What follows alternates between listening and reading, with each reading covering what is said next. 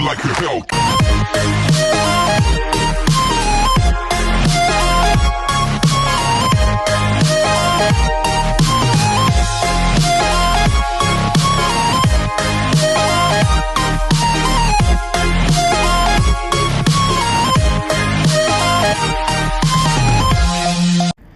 Second episode में दिखाया जाता है कि इन ह्योंग डिनर करते टाइम इंजू को बताती है कि मैं सस्पेंड हो गई हूँ जॉब से 1 महीने के लिए। ये सुनकर इंजू पूछती है लेकिन क्यों?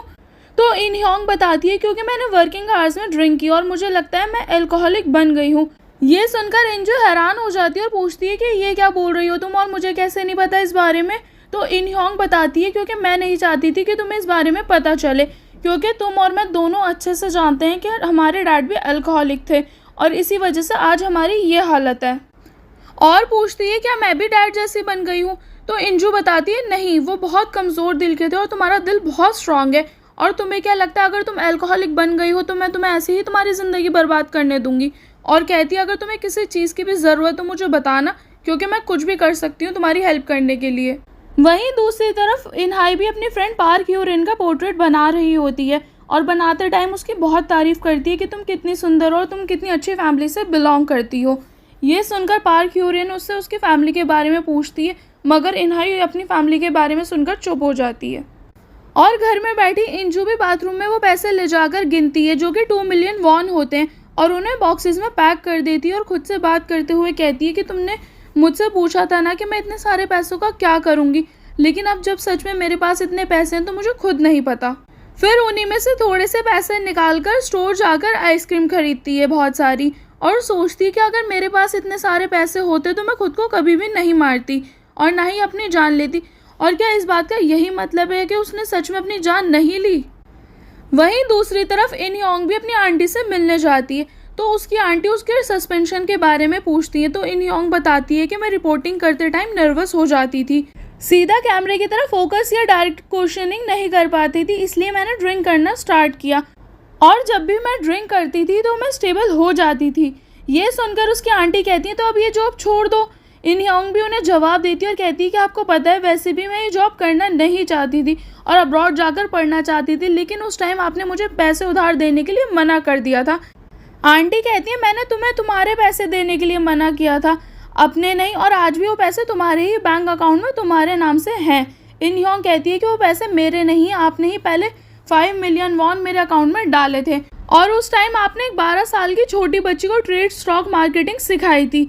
आंटी कहती हैं आज तुम्हारी ही वजह से वो 5 मिलियन 70 मिलियन हो गए हैं 10 साल में और मैंने आज तक किसी को नहीं देखा ऐसे काम करते हुए जितनी आसानी से तुमने किया था। और बताती हैं कि मैंने तुम्हें वो सब इसीलिए सिखाया था जिससे तुम बेकार की पढ़ाई करके अपना टाइम वेस्ट ना करो, लेकिन देखो तुमने रिपोर्टिंग स्टार्ट कर दी और आज के टाइम में बस तुम 1.25 मिलियन वॉन के लिए मेरी बातें सुनती हो।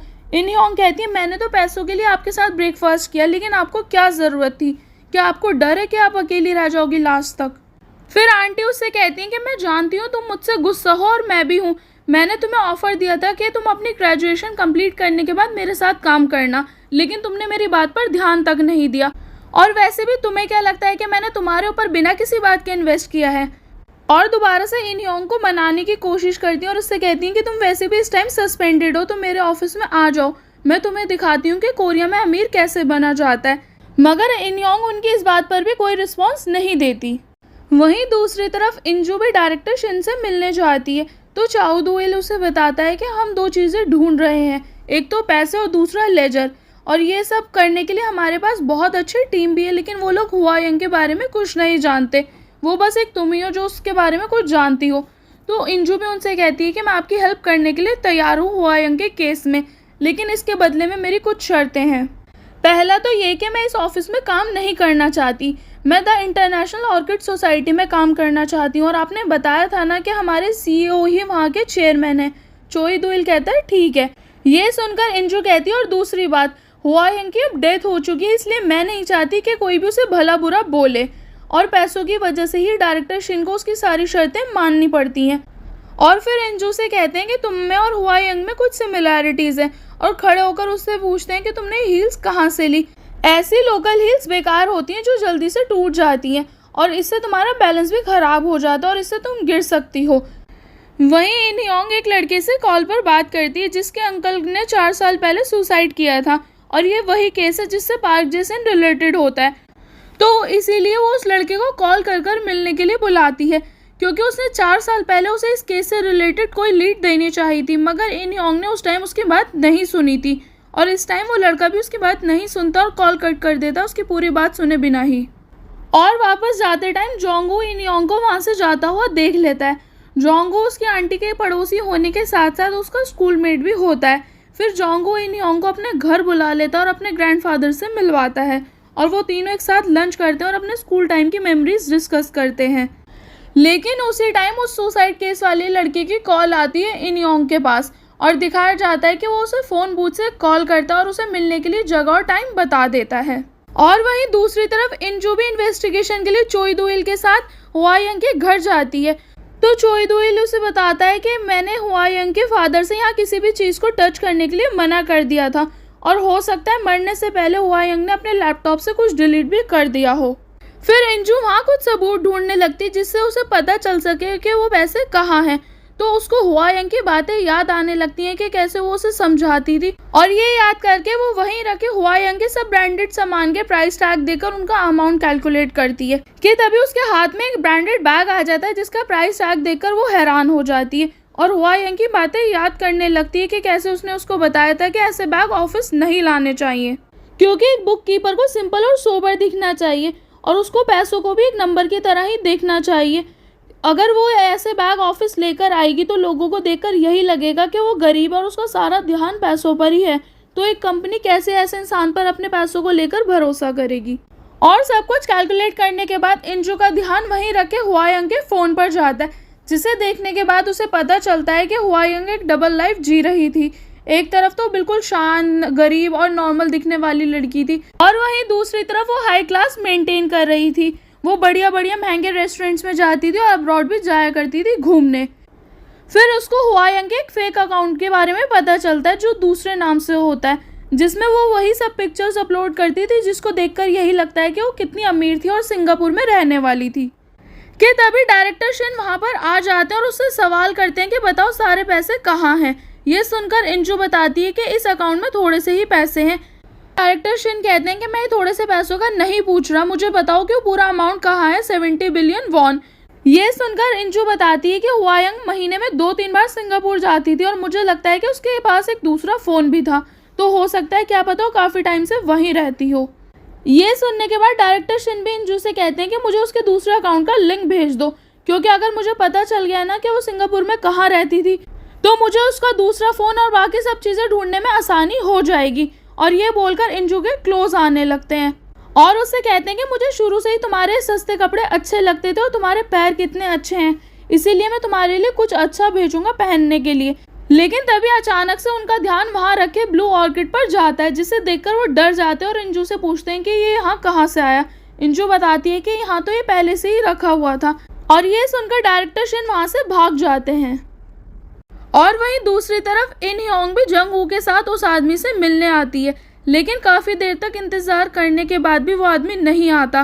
फिर बाद में इन योंग को पता चलता है कि उस आदमी का एक्सीडेंट हो गया है और उसकी on the spot he death हो गई थी। और जब वो लोग वहाँ जाते हैं तो जंग वू को वहाँ पर भी एक ब्लू ऑर्किड पड़ा हुआ मिलता है। और दूसरी तरफ इंजू हुआयंग की गिफ्ट की गई हील्स पहनकर उसी ब्रांड के स्टोर पर जाती है और वहाँ जाकर उनके मैनेजर से थोड़ा बातचीत करती है और बताती है कि मेरे बर्थडे पर ये हील्स मुझे किसी ने गिफ्ट की थी और उसे डायरेक्टर शिन का फोटो दिखाते हुए पूछती है क्या ये वही इंसान है जिसने हील्स आपसे खरीदी थी क्योंकि मुझे इनका फेवर रिटर्न करना है। तो वो आदमी भी बता देता है कि हाँ ये वही इंसान है जिसने लास्ट ईयर ये हील्स खरीदी थी। फिर ये सुनकर इंजू परेशान हो जाती है और सोचने लगती है कि क्या पता हुआयंग ने सुसाइड ना की हो और उसका मर्डर हुआ हो और हो सकता है इसके पीछे डायरेक्टर शिन का ही हाथ हो। इसीलिए वो अपने डिपार्टमेंट के हेड से मिलती है जिसने सबको बताया था कि हुआयंग और डायरेक्टर शिन का अफेयर है और उससे पूछती है कि आखिर तुम्हें ऐसा क्यों लगा था कि हुआयंग और डायरेक्टर शिन का अफेयर चल रहा है। तो वो उसे बताती है कि मैं यकीन के साथ कह सकती हूँ कि उन दोनों के बीच ज़रूर कुछ था क्योंकि वैसे भी डायरेक्टर को गरीब लड़कियां पसंद है जो बेकार से कपड़े और हील्स पहनती हैं जिनकी कोई क्लास नहीं होती और तुम्हें पता है उन्होंने ही तुम्हें भी जॉब पर रखा था। और ये सुनने के बाद इंजू हैरान हो जाती है। और फिर इसी वजह से वो बाद में चोई दुइल से मिलती है और उसे अभी तक उसने जितनी भी इंफॉर्मेशन कलेक्ट की है उसे सब बता देती है और उससे कहती है कि मुझे लगता है हुआयंग जब सिंगापुर गई थी तो वो अकेली नहीं थी, उसके साथ कोई और भी था। फिर चोई दुइल भी उसे कुछ बताता है। ये सुनकर इंजू कहती है कि मुझे लगता है इसके पीछे डायरेक्टर शिन का ही हाथ है। और फिर बाद में इसी वजह से वो सच की तलाश में निकल जाती है और हुआयंग के घर के पास लगे कैमरे की रिकॉर्डिंग चेक करती है, मगर वहाँ उस दिन उस टाइमिंग की रिकॉर्डिंग गायब होती है और इसी वजह से सिवाय नाकामी के उसे कुछ हासिल नहीं होता। और दूसरी तरफ इन योंग भी पता करने की कोशिश करती है कि आखिर उस इन्फॉर्मर को किसने मार दिया और उसके फ्यूनरल में भी जाती है, लेकिन उसके घर वाले उसको वहाँ अलाउ नहीं करते क्योंकि 4 साल पहले उसने उस फैमिली के अगेंस्ट बोला था न्यूज़ में। लेकिन इन योंग उनकी बात नहीं सुनती और वहाँ चुपके से अपना विजिटिंग कार्ड छोड़ आती है जिसकी डेथ हुई थी उस आदमी के भाई के लिए। और दूसरी तरफ इंजू और चोई दुइल को भी बहुत सर्च करने के बाद पता चलता है कि डायरेक्टर शिन ट्रैवल नहीं कर सकते क्योंकि उन्हें ब्लॉक कर दिया गया था। और ये भी कि एक ऐसा केस पहले भी हुआ था जहाँ एक लड़की ने सुसाइड किया था और जब उसकी डेड बॉडी मिली थी तो उसने भी रेड हील्स ही पहनी हुई थी। और तो और हैरानी की बात तो ये है कि वो भी हुआयंग की तरह ही एक बुक कीपर थी और उसने भी ब्रांडेड स्टफ यूज़ करना शुरू कर दिया था। और दूसरी चौंकाने वाली बात यह है कि वो लड़की जिस ऑफिस में काम करती थी वहाँ के डायरेक्टर और कोई नहीं बल्कि डायरेक्टर शिन ही थे। और ये सब जानने के बाद इंजू पुलिस के पास जाने के लिए बोलती है, लेकिन चोई दुइल उसे मना कर देता है और कहता है कि मुझे बस पैसों से मतलब है और मैं यहाँ वही लेने आया हूँ और वैसे भी मुझे इन सब केस वगैरह के चक्कर में नहीं पड़ना। और तुम्हें क्या लगता है हुआयंग को पता नहीं होगा कि वो क्या करने जा रही है और अगर वो पकड़ी गई तो उसके साथ क्या क्या हो सकता है? ये सुनकर इंजू हैरान हो जाती है और कहती है कि मुझे लगा था कि हम फ्रेंड्स बन सकते हैं, इसीलिए मैंने तुम्हें सब बताया था। चोई दुइल कहता है कि मैं मनी माइंडेड हूँ और हुआयंग की तरह ही बाकी चीज़ों से मुझे कोई मतलब नहीं है। ये सुनकर इंजू वहाँ से चली जाती है। बाद में सोचती है कि हुआयंग ने मुझे 2 बिलियन वॉन दिए थे जिससे मैं वो सारी चीज़ें कर सकती हूँ जो मैंने आज तक सोची थी। एक अच्छा अपार्टमेंट ले सकती हूँ, नहाई को अच्छी यूनिवर्सिटी में भी भेज सकती हूँ, लेकिन क्या मैं सही कर रही हूँ उसकी डेथ का राज छुपाकर? और वहीं दूसरी तरफ इन योंग भी जोंगवू से बात करती है और उसे बताती है कि 4 साल पहले जो सुसाइड हुए थे ना उसमें पार्क जे सिंह का हाथ था और उससे रिलेटेड उसे भी सारी बातें बता देती है। और कहती है जब मैंने अपना रिपोर्टिंग करियर स्टार्ट किया था ना तो मैंने बहुत परेशानी देखी थी, ऐसी ऐसी भयानक चीज़ें देखी थी जिसे मैं आज तक भी सोचती हूँ ना तो डर जाती हूँ और इन्हीं सब चीज़ों को फेस करने के लिए मैंने ड्रिंकिंग स्टार्ट की थी।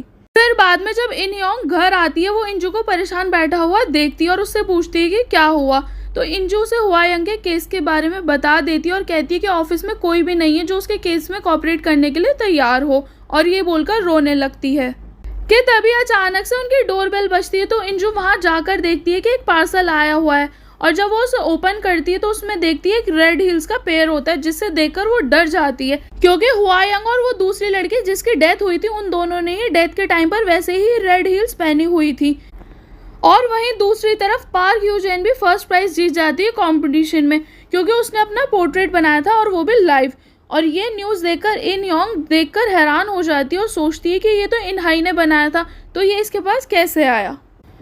और बाद में इंजू भी डायरेक्टर शिन से मिलने आती है और उन्हें वो हील्स वापस देते हुए कहती है कि आपने ये मुझे क्यों भेजी, क्या आप उन दोनों लड़कियों के बाद आप मुझे भी मारना चाहते हो? तो डायरेक्टर शिन कहते हैं कि मैं जानता हूँ तुम्हें ऐसा लगता है कि मैंने उन्हें मारा, लेकिन ऐसा नहीं है, उसने सुसाइड किया था। और तुम्हें पता है हुआयंग ने उस दूसरी लड़की का पता किया था और वो खुद मेरे पास आई थी उसका काम करने के लिए क्योंकि उसे लगता था कि ये काम बहुत आसान है और वो काफ़ी सालों से मेरा पीछा कर रही थी और इन सब चीज़ों के लिए तैयारी भी कर रही थी, इसलिए वो सब जगह गई मेरे खिलाफ एविडेंस ढूंढने और बिल्कुल परफेक्ट टाइम पर उसने मेरे खिलाफ रिपोर्ट की जब मैं स्विट्जरलैंड जाने वाला था जिससे वो मेरी जगह जा सके। ये सब सुनने के बाद इंजू पूछती है कि इतना सब करने के बाद भी फिर वो अपनी जान क्यों लेगी, तो डायरेक्टर शिन उसे बताते हैं क्योंकि उसे पता नहीं था कि इस सब का हेड मैं नहीं हूँ और ये जान लो कि मुझसे ऊपर भी कोई है और हमें उनसे बचकर रहना होगा क्योंकि वो बहुत डेंजरस है। इंजू कहती है कि इसकी कोई ज़रूरत नहीं पड़ेगी, मैं अभी पुलिस के पास जा रही हूँ और उन्हें सब बता दूंगी तुम्हारे बारे में। तो डायरेक्टर शिन कहते हैं कि कंपनी में जितने भी फ्रॉड वगैरह सब हुए हैं मैं उनका इल्ज़ाम अपने ऊपर लेने वाला हूँ और इसीलिए मैं प्रोसिक्यूटर के पास जा रहा हूँ और मुझे 5 साल के लिए जेल भी हो जाएगी, लेकिन तुम बस अब आगे की इन्वेस्टिगेशन रोक दो क्योंकि अगर मैं ज़्यादा फंसा ना तो सबको लेकर फंसूंगा। और ये बोलकर वो अपनी कार में बैठकर वहाँ से जाने लगते हैं। लेकिन उनकी कार का कंट्रोल खो जाता है और देखने से लगता है कि उसके ब्रेक भी फेल हो गए थे कि तभी उनका ध्यान कार में रखे ब्लू ऑर्किड पर जाता है, जिसे देखकर वो घबरा जाते हैं और उनका बैलेंस बिगड़ जाता है और इसी वजह से उनकी कार ऊपर से नीचे आकर गिर जाती है और वहीं खड़ी इंजू हैरान होकर ये सब देखती रह जाती है।